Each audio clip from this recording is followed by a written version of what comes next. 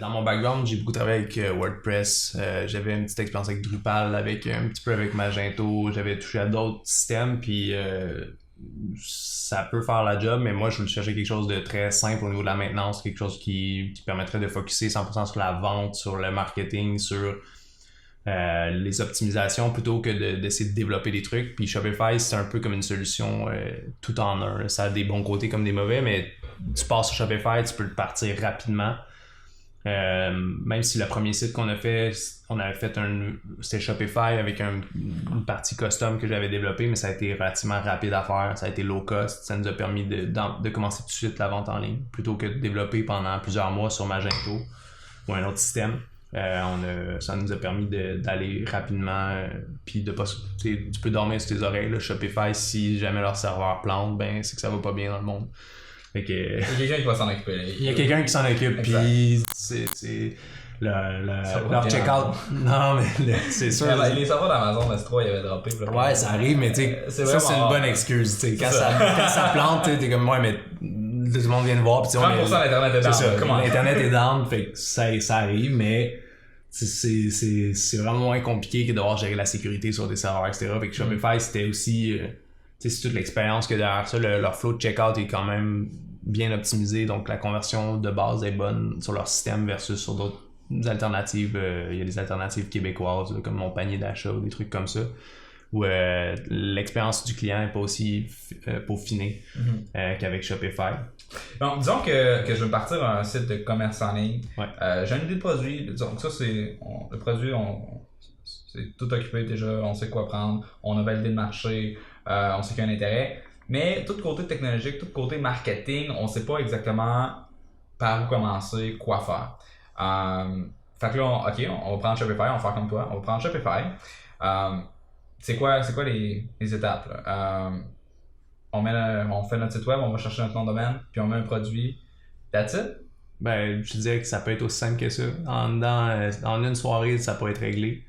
Je pense que... Pas besoin de plan d'affaires, pas besoin...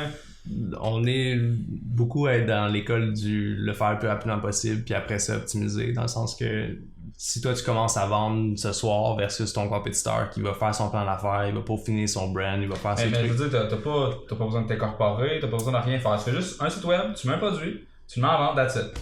Ben, en théorie, tu pourrais décider d'enregistrer ta compagnie, mais c'est encore là, c'est quelque chose que tu peux faire, qui est possible de faire par la suite. L'incorporation, c'est encore quelque chose que tu peux faire plus tard. Dans le sens, il y a beaucoup de gens qui veulent commencer par faire ça, ce qui est pas une mauvaise chose, mais tu peux très bien commencer là, à être chez toi, là, tu peux être Marcel de Saint-Calixte, puis tu peux décider de commencer à vendre ce soir un produit, tu trouves un nom de domaine, un .com.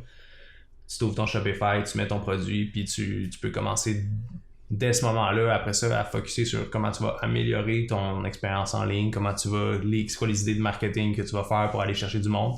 Tu peux aller chercher tes premières ventes dans les premières heures avec des amis, de la famille, des contacts. Tu passes ça sur Facebook, tu passes ça sur Facebook, tu passes ça partout, tu essaies de faire le plus de bruit possible. Dans les 4-5 emails. Ouais, mais c'est un bon début. Puis après ça, évidemment que c'est pas aussi simple que ça, mais puis que tu vivras pas de ton entreprise dès le jour 1.